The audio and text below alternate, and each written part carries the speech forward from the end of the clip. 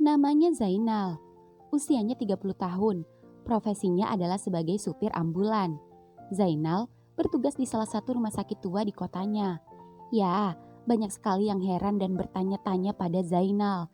Mengapa cowok setampan dia mau menjadi supir ambulan? Seharusnya dia lebih pantas menjadi seorang model majalah fitness. Karena tubuhnya yang maco dan atletis itu. Dan ternyata pengalaman yang kurang menyenangkan membuat ia kesulitan mencari pekerjaan.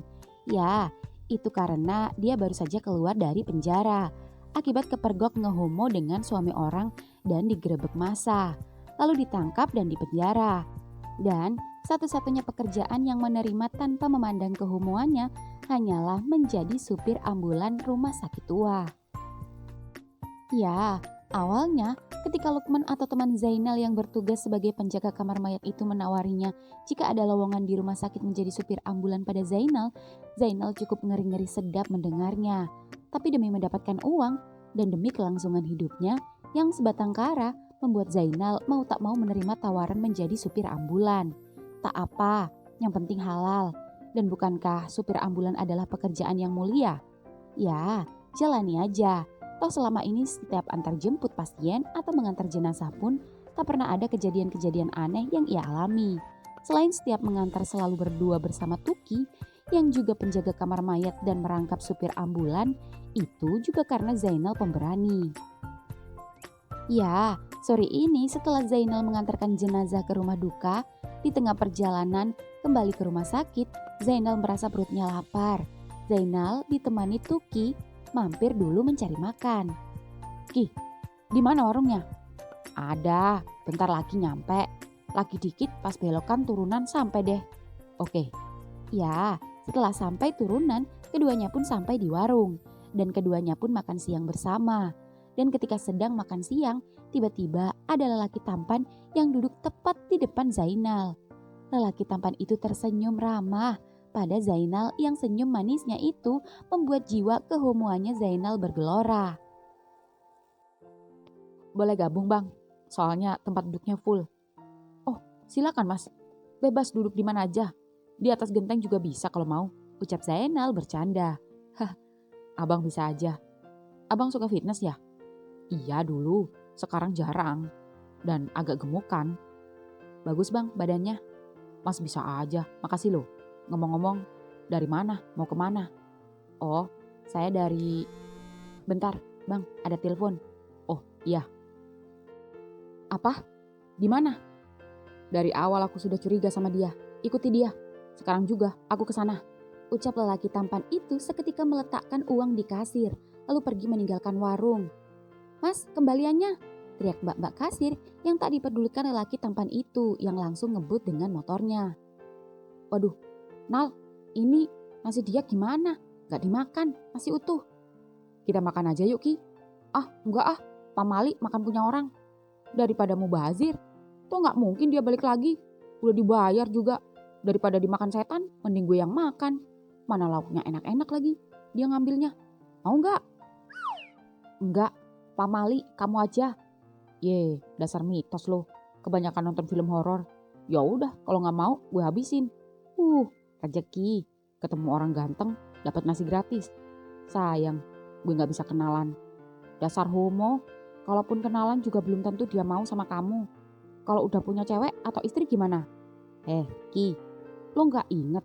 Gue dulu di penjara gara-gara kepergok sama siapa? Lelaki yang udah beristri. Oh iya ya, bisa gitu ya? Bisa lah, apa yang gak bisa di dunia ini? Jujur, pacar gue itu sudah homo sejak lama. Tapi karena suatu hal, dia terpaksa nikah buat nutupin kehomoannya aja. Jadi kita tetap berhubungan secara diam-diam. Namanya apes, ketahuan juga. Bininya tajir, ya udah gue dijeblosin ke penjara. Pacar gue gak bisa apa-apa, bantu juga kagak. Dan gue kecewa sama dia. Karena ketika gue di penjara sampai sekarang, dia gak pernah sekalipun nemuin gue, bahkan nyariin gue. Gue patah hati, dia lebih milih istrinya daripada gue. Makanya gue kapok pacaran sama pria beristri. Gue kapok jadi pelakor. Awalnya gue cuma ngerasa jadi satu-satunya buat dia. Dan istrinya itu hanya pajangan saja. Tapi lambat laun Gue sendiri yang ngerasa cuma jadi pajangan dan hanya dipakai ketika dia butuh aja. Ujung-ujungnya dia tetap milih keluarganya. Ya iyalah, realistis kehidupan. Mending kamu cari perempuan aja. Kamu itu loh ganteng. Paling ganteng di rumah sakit. Lebih ganteng dari staf-staf rumah sakit. Termasuk dokter-dokter. Dan banyak yang naksir sebenarnya. Tapi karena tahu kamu gay, perawat-perawat pada kecewa. Susah Ki. Namanya hati. Tapi lo bener. Kita harus hidup realistis. Kadang gue juga mikir. Kenapa teman gue yang homo tetap menikah? Padahal mereka cukup secara finansial. Harusnya mereka gak butuh perempuan. Mereka bisa hidup sendiri. Gak ribet. Kalau mau anak gak perlu menikah. Masih banyak cara. Adopsi, ngambil anak saudara, banyak deh. Tapi kenapa mereka tetap menikah? Ternyata gue banyak belajar. Banyak faktor yang membuat mereka tetap menikah. Dan masing-masing punya alasan yang berbeda-beda pula. Ya makanya kamu mending sama perempuan yang benar-benar bisa bikin kamu berubah. Ya ada sih kepikiran. Tapi tidak sekarang. Nanti deh gue pikir-pikir lagi sembari kumpul-kumpul duit. Kali aja kalau udah terkumpul duit pas nemu yang srek bisa langsung. Karena jujur gue gak sepenuhnya homo sih Ki. Gue dua alam. Bukan alam goib lo ya. Dulu gue juga pernah punya cewek. Tapi yang namanya hati gue bercabang. Susah bisa sepenuhnya sama cewek gue. Meskipun gue akuin cewek gue baik, cantik. Ada rasa nyesel juga sih pas gue selingkuhin dia sama cowok. Iya, tapi kalau udah menikah jangan lirak-lirik cowok lagi. Ntar ada yang bening kumat. Kalau gak hilaf. Udah, ayo buruan makannya. Aku udah waktunya pulang ini. Mau nganterin istri kondangan. Kamu malam ini lembur toh? Kamu malam ini jaga sama Lukman. Iya, besok lo libur ya? Lusa giliran gue yang libur. Terus kalau ntar ada yang nganter mayat gimana? Ya antar aja sendiri, bukannya kamu gak takut. Ya tergantung. Kalau malam sendirian ya ngeri juga Ki. Ya udah, nanti kalau nganter malam kamu telepon aku aja. Oke, bener ya? Ya. Malam hari kemudian, malam hari ini di posko yang terdapat di depan kamar mayat sendiri terletak di sebelah kiri lorong di samping ruang IGD rumah sakit. Zainal dan Lukman sedang main kartu sembari ngopi dan nyemil pisang goreng. Nal, tumben ya. Hari ini sepi, gak ada pasien. Suasana juga sunyi. Udara tiba-tiba dingin. Ya kalau rame ya di pasar man. Maksudku gak kayak biasanya. Kan biasanya ada aja pasien masuk dan berdatangan terus. Lah, lo ngarepin orang celaka mulu, dosa lo. Orang cuma nanya, kalau sepi gak ada pasien, rumah sakit apa pakai bayar kita? Iya, bener juga sih. Udah, syukuri aja. Kalau nggak ada pasien, kan perawat bisa santai. Noh, pada ngerumpi. Nal, kamu nyium sesuatu nggak? Nyium? Bau anyir kan? Lo udah kerja di mari berapa lama? Lebih lama dari gue, masih nanya aja. Bau dari kamar mayat, noh. Kamar mayat bukannya bersih ya? Wangi. Tadi udah dibersihin sama dipel sama si Tuki. Iya udah. Bukan bau anyir, tapi bau melati. Perasaan kagak ada kembang melati di mari. Ya makanya, parfum perawat kali nyampe sini.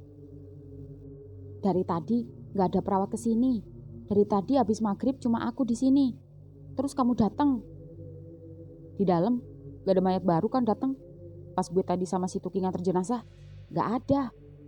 Terus kok aku merinding ya Nal? Lo jangan nakut-nakutin gue. Gue gak pernah takut sama yang begituan. Masa badan gue gedong gini, sama rampok gue jabanin, sama begal gue sikat. Masa sama setan gue kicep. Tapi Nal, biasanya kalau bau melati gini, biasanya pertanda. Pertanda akan ada mayat baru. Yang bener loh. Gue kagak mau kalau nganter sendirian kalau malam. Iya, dan feelingku selalu bener. Gak pernah meleset. Selama 5 tahun kerja di sini. Kayak 2 hari yang lalu. Ya bener juga sih. Dah biarin aja. Udah biasa juga. Ayo lanjut. Dan ketika keduanya asik bermain. Bang Zainal, ada kecelakaan. Korban meninggal di tempat. Tolong jemput korban sekarang juga. Siapa? Ya, setelah ditunjukkan lokasi terjadinya kecelakaan, Zainal pun dengan mobil jenazahnya langsung meluncur ke lokasi. Ya, tak butuh waktu lama, Zainal pun sampai.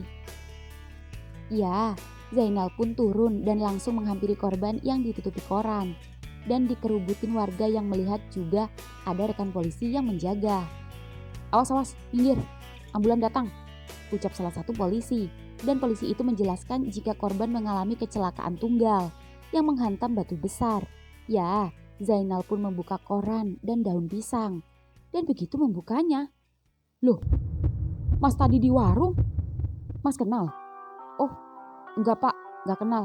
Tapi tadi saya sempat lihat dia makan di warung." "Sayang sekali, kami tidak menemukan identitasnya. Dompet, HP, sepertinya ada orang jahat atau pencuri yang memanfaatkan situasi dan mengambil barang-barangnya.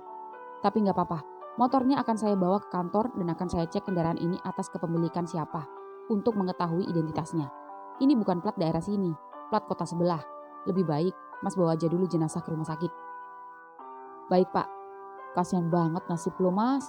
Udah mati, dirampok lagi," ucap Zainal menggendong mayat cowok tampan itu dengan ringannya dan memasukkannya ke mobil jenazah. Sekilas tak ada luka yang berarti, hanya ada darah segar di jidatnya, namun luka itu tak parah. Hanya memar di bagian kepala, mungkin karena pendarahan otak, dan tubuhnya masih normal, tak ada lecet bahkan patah satupun.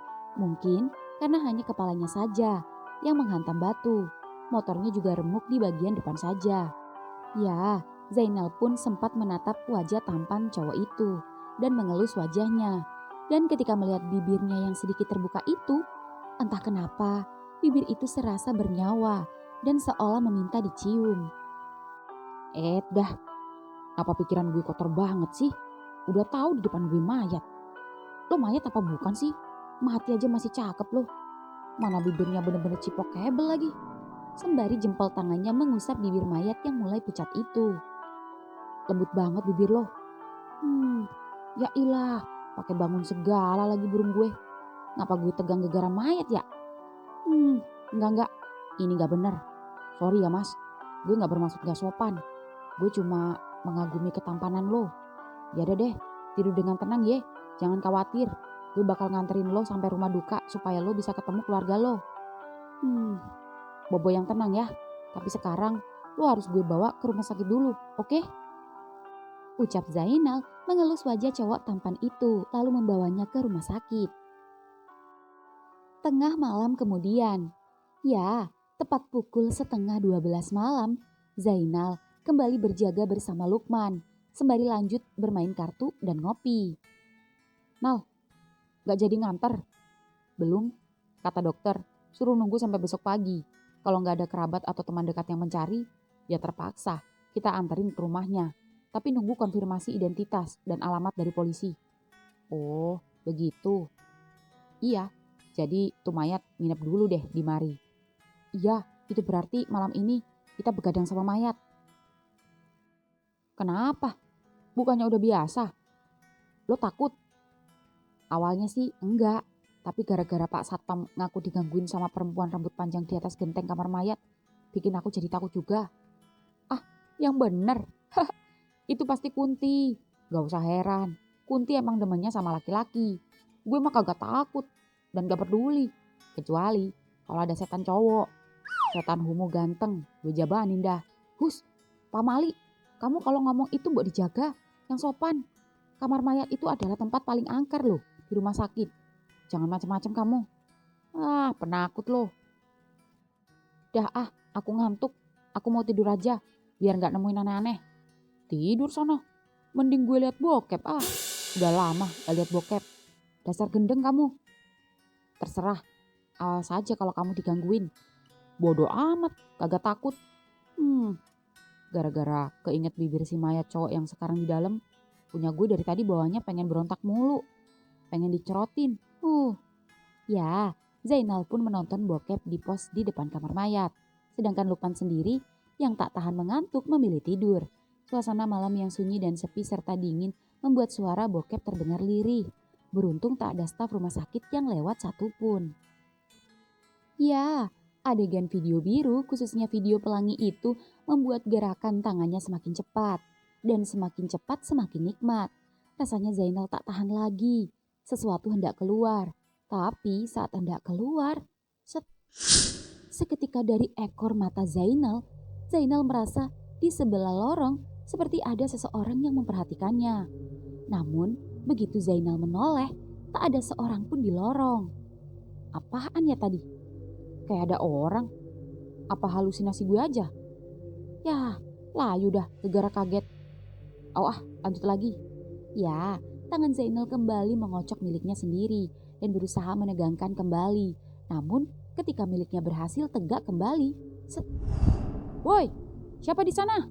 Teriak Zainal yang lagi-lagi melihat seperti ada seseorang di lorong. Zainal pun yang kesal kembali memasukkan miliknya yang kembali layu itu. Lalu mengambil senter dan berjalan ke arah lorong belakang yang cukup gelap yang mengarah ke gudang kosong. Dan begitu sampai lorong dan menoleh ke kanan dan ke kiri, tak ada siapapun di sana. Namun begitu Zainal hendak kembali, Zainal seketika mematung. Ketika dari tempat berdirinya saat ini, Zainal melihat mayat cowok tampan tadi tengah berdiri di depan pintu kamar mayat dengan wajah pucat dan ekspresi datar yang kini sedang menatapnya. Zainal terkejut dan tak percaya, lalu mengucek-ngucek matanya dan mayat itu masih berdiri di sana. Lalu kemudian kembali masuk ke kamar mayat. Zainal yang tak percaya namun penasaran itu seketika berjalan dan masuk ke dalam kamar mayat. Dan begitu masuk ke kamar mayat, Zainal menolehkan pandangan matanya ke arah sekitar. Namun sosok mayat yang sedang berjalan masuk tadi tak ada. Zainal yang penasaran pun lalu kembali berjalan menuju lemari pendingin penyimpan mayat, di mana mayat cowok tampan itu tadi disimpan. Dan begitu Zainal membukanya, mayat cowok itu masih ada dan bertahan di sana dan masih terpejam dengan tenangnya. Lantas siapa sosok tadi? Jangan-jangan arwahnya yang gentayangan. Seketika Zainal merinding. Ini baru pertama kali Zainal mendapat pengalaman mistis. Ih, kok gue jadi merinding ya? Kenapa ya? Kagak biasanya. Mas ganteng, gue tahu lo matinya kecelakaan. Tapi please, lo jangan ganggu gue ya. Gue anak yatim piatu. Gue hidup sendiri. Kagak punya emak, bapak, apalagi pacar. Kenapa gue curhat? Pokoknya lo tenang aja ya. Baik-baik ya. Nunggu sampai besok. Kalau sampai besok kagak ada yang nyariin lo, besok gue anterin. Jangan khawatir, oke? Udah ya, bobok yang tenang ya. Gue udah mulai ngantuk nih. Bobok yang nyenyak ya, Mas ganteng. Ucap Zainal lagi-lagi mengelus kepala mayat tampan itu. Lalu menutup kembali lemari pendingin, tempat penyimpanan mayat itu, dan berjalan hendak keluar. Namun ketika beberapa langkah, dok dok dok. Suara ketukan terdengar dari lemari pendingin. Zainal balik badan. Apalagi nih? Mau lo apa sih? Gue udah bilang, lo tidur aja yang tenang. Gue juga mau tidur istirahat capek. Dah ucap Zainal lagi-lagi hendak keluar. Namun ketika sampai pintu, dok dok dok. Lagi-lagi suara ketukan dari lemari pendingin terdengar dan semakin nyaring. Emang bener-bener lo ya. Lo pikir gue takut sama lo? Kalau lo masih berani-beraninya ganggu gue cipok lo, ucap Zainal kesal. Dok dok dok. 3. Dok dok dok. 2. Dok dok dok. Bener-bener nih mayat. Nantangin gue. Zainal pun yang kesal berjalan lagi ke lemari pendingin, membukanya dan mengambil mayat cowok tampan itu, menggendong tubuhnya yang mulai kaku itu dan meletakkannya di ranjang mayat dan menatap mayat itu. Lo ngapain sih ngerjain gue? Lo gentayangan? Atau lo belum siap metong? Lo ada masalah yang belum kelar ya? Cerita sama gue, curhat. Kalau perlu ngopi bareng. Ada apa? Lo gak rela ninggalin cewek lo apa gimana? Atau lo punya utang yang belum lo bayar? Ya, udah diajak ngobrol malah diem aja. Ya elah, sumpah ya.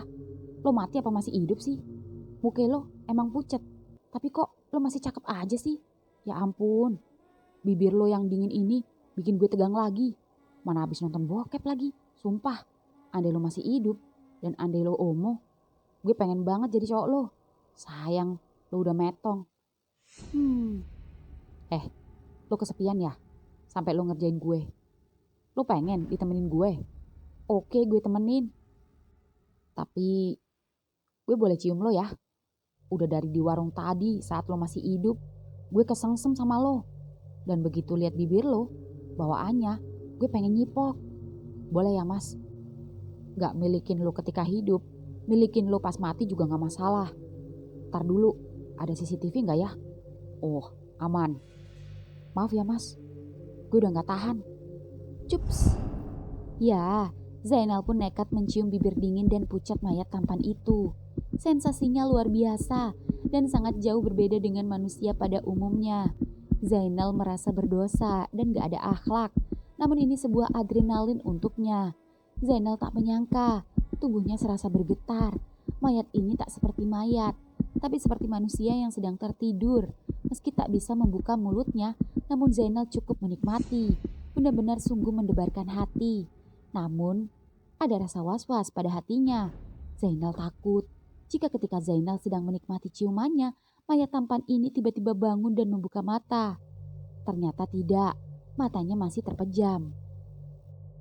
Mayat ini sungguh tampan dan berkali-kali Zainal mengungkapkan kekagumannya. Zainal melepas ciumannya. Bibir itu basah oleh saliva Zainal. Lalu Zainal mencium pipinya sembari memasukkan tangannya ke celananya sendiri dan memainkannya. Ciuman Zainal di pipinya turun ke leher. Maaf mas ganteng, sepertinya gue dirasuki setan. Bagaimana gue bisa nafsu sama lo yang seorang mayat? Lo boleh marah sama gue, lo boleh ngatain gue biadab, manusia gak ada otak, lebih jahat dari setan. Oke gue terima, memang iya. Sorry mas, gue gak tahan. Sekali lagi, sorry, ucap Zainal yang nekat melucuti pakaian cowok tampan yang belum diapa-apakan oleh dokter itu karena masih menunggu perkembangan besok. Ya, Zainal pun yang kerasukan setan itu berhasil melucuti pakaian mayat tampan itu. Tubuhmu bagus sekali mas. Masih harum lagi, gak ada anyir-anyirnya. Lo pakai parfum apaan sih? Wangi banget, bikin gue tambah gak tahan. Buset, mana gede juga lagi otongnya. Padahal lagi kisut, lagi mengkerut. Gimana kalau bangun? Tubuh lo juga belum kaku-kaku amat. Engkang ya mas, permisi ya. Gila, gede juga lo tong. Gak penting otongnya, yang penting bolongannya. Kira-kira bisa gak ya gue jebolin lo mas? Bolongan orang mati apa bisa kebuka ya? Apa udah buntu? Gue gak boleh nyerah. Otong gue udah tegak dan keras maksimal. Siap menembus di kondisi apapun. Mau hidup, mau metong. Wahai otong, tunjukkan kekuatan lo.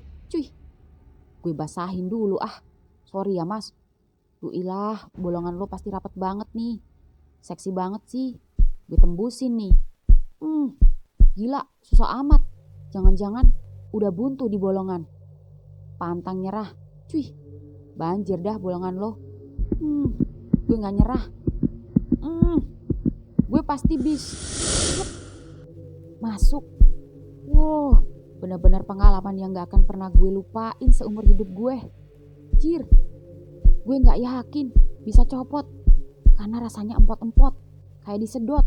Alamak, sorry ya mas, gue terpaksa. Maafin gue ya, maafin banget. Cups. Alamat, gue gak kuat. Ya. Ya, Zainal pun ambruk di atas tubuh mayat tampan itu, sembari mengatur nafas. Zainal lagi-lagi memperhatikan mayat tampan itu, lalu tersenyum dan mengelus pipinya. Thanks ya, maaf, gue kilaf. Lo tahu gak, kok gue jatuh cinta ya sama lo? Pas gue main, gue ngerasanya gak cuma nafsu aja. Di hati gue ngarep ada keajaiban. Gue pengen lihat lo hidup lagi, supaya gue bisa meluk lo kayak gini lagi. Tuhan, tolong beri keajaiban. Gue pengen cowok ini hidup kembali. Kabulkan Tuhan. Kenapa gue jadi kayak orang gila? Gak tahu diri banget. Mana ada Tuhan yang ngabulin doa manusia bejat penuh dosa kayak gue. Mustahil. Mulai ngantuk nih gue. Gue harus buru-buru ngerapiin lo lagi. Takut ada dokter tiba-tiba kemari. Lo yang tenang ya Mas. Besok gue antar lo pulang. Cups, cups, cups.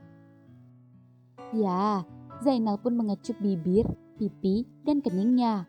Lalu merapikan kembali tubuhnya dan memasukkannya kembali ke lemari pendingin. Zainal sempat berhenti sebelum keluar dari pintu. Takut-takut suara ketukan itu muncul kembali. Ternyata aman. Zainal pun menoleh ke lemari pendingin dan tersenyum. Lalu keluar. Keesokan harinya, ya malam ini, mobil jenazah yang dikemudikan Zainal tengah melewati hutan yang cukup sepi dan sunyi. Ya, sudah sejak semalam dan sampai siang tadi tak ada kerabat yang mencari jenazah mayat tampan ini. Meski begitu, untung saja mayat ini teridentifikasi nama dan alamat aslinya. Dan pihak rumah sakit sudah menghubungi keluarganya. Dan sudah sejak sore tadi, akhirnya Zainal pun mengantar jenazah mayat tampan yang bernama Herli itu ke rumah duka. Ya, dengan bermodalkan Maps, Zainal sudah setengah perjalanan mengantar Herli. Zainal mengantar sendiri karena Tuki libur dan ada keperluan yang penting, sehingga tidak bisa menemani Zainal mengantar jenazah. Kedua, karena Zainal sudah berjanji akan mengantar Herli sampai rumah duka.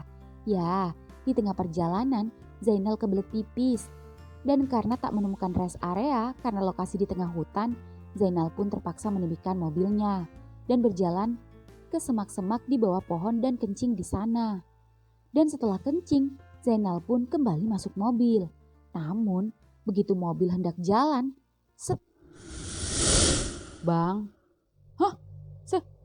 Setan. Ampun. Jangan ganggu gue. Iya gue ngaku. Gue tahu lo pasti marah dan dendam sama gue gara-gara semalam gue ngefuck lo. Tolong, jangan balas dendam sama gue. Jangan bawa gue ke alam lo. Gue masih pengen hidup. Gue belum pengen mati. Ampun. Bang. Wah, ya, Zainal pingsan. Keesokan harinya, ya, pagi ini di kamar Herli menunggu supir ambulan yang sempat ia temui di warung itu sadar. Herli heran dengan apa yang dimaksud supir itu sudah mengefaknya. Apa itu ada hubungannya dengan lubang belakangnya yang kini nyeri? Dan ketika Herli sedang bertanya-tanya, set. Wah, setan. Bang, santai. Gue bukan setan, gue manusia. Her, ada apa nak? Tanya ibu Herli yang masuk ke dalam kamar Herli yang membuat Zainal shock, lalu memperhatikan Herli baik-baik. Mas, beneran hidup? Lo bukan arwah gentayangan kan? Ya, Herli dan ibunya seketika tersenyum, lalu ibunya keluar dan membawa air minum. Lalu kembali keluar kamar dan meninggalkan Herli dan Zainal berdua. Herli pun menjelaskan kejadian sebenarnya. Jadi begitu ternyata. Masnya kecelakaan gara-gara ngejar cewek mas boncengan sama cowok yang ternyata temen sendiri. Terus masnya tiba-tiba juga gak tahu kok mas bisa hidup. Iya bang, pas saya bangun tahu-tahu saya terkejut ketika tubuh saya udah dibungkus. Dengan sekuat tenaga saya buka beserta keranda dan melihat abang kencing. Ya udah saya tunggu abang masuk. Pas abang masuk abang pingsan. Dan sebelum abang pingsan, abang sempat ketakutan dan bilang habis ngefuck saya. Oh iya, ampun. Oh, gue kesampe setan, gue kilaf, gue... Ya, Zainal menceritakan semuanya, termasuk kejujurannya jika menyukai Herli sejak keduanya pertama kali bertemu hingga menemukan Herli dalam keadaan mati. Tolong mas, tolong jangan laporkan saya ke polisi, karena saya sudah pernah masuk penjara. Tolong, ucap Zainal memelas. Namun ekspresi Herli terlihat datar, tak marah, tapi juga tak senyum. Her, ajak abangnya makan. Oh iya bu, bang, makan dulu. Setelah ini, saya ikut abang ke kota langsung, karena besok saya harus kembali kerja. Oh, iya mas, ucap Zainal masih was-was karena Herli belum menjawab pertanyaannya. Singkat cerita, di perjalanan kembali ke kota, Herli ikut dan menumpang di mobil jenazah yang sebelumnya membawanya ke rumah duka. Dan di jalan keduanya sempat diam, terutama Zainal yang kicap ketakutan saat Herli diam-diam memperhatikannya. Mas masih marah ya sama saya? Atau jangan-jangan Mas mau ngelaporin gue ke polisi ya? Setelah sampai kota dan masukin gue ke penjara? Tidak. Hah? Yang bener mas? Mas gak akan masukin gue ke penjara? Ya, tapi ada syaratnya. Apa itu mas? Stop. Hah? Saya bilang stop. Iya mas. Ya, mobil jenazah pun berhenti di tepi jalan yang cukup sepi meski siang hari. Saya tidak akan memasukkan abang ke penjara. Tapi saya akan memasuki abang. Seperti abang memasuki saya. Biar adil. Hah? Iya. Kenapa? Bukannya abang suka sama saya? Iya sih. Tapi gue gak pernah dimasuki. Hehe. Mau saya masuki atau masuk penjara? Iya dah. Iya. Gue rela bolongan perjaga gue jebol. Asal gak masuk penjara. Gue rela kalau mas ganteng yang jebol gue.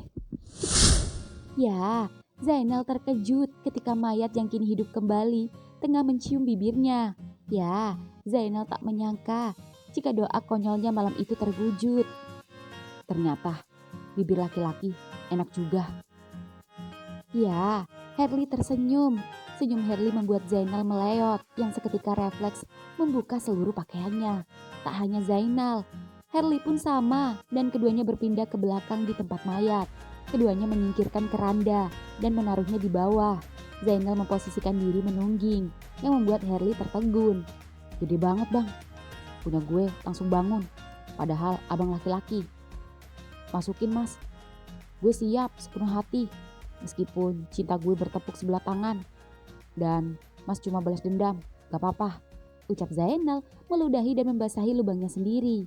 Set, seret, set. Wow, ternyata begini lubang lelaki. Kenapa mas? Enak juga.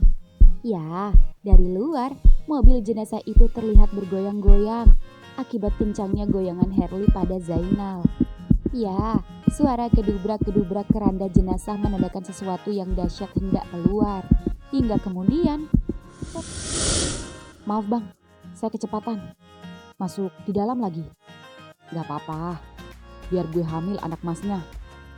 Tenang saja, saya akan tanggung jawab. Anggap aja mulai sekarang saya suami abang. Apa? Beneran?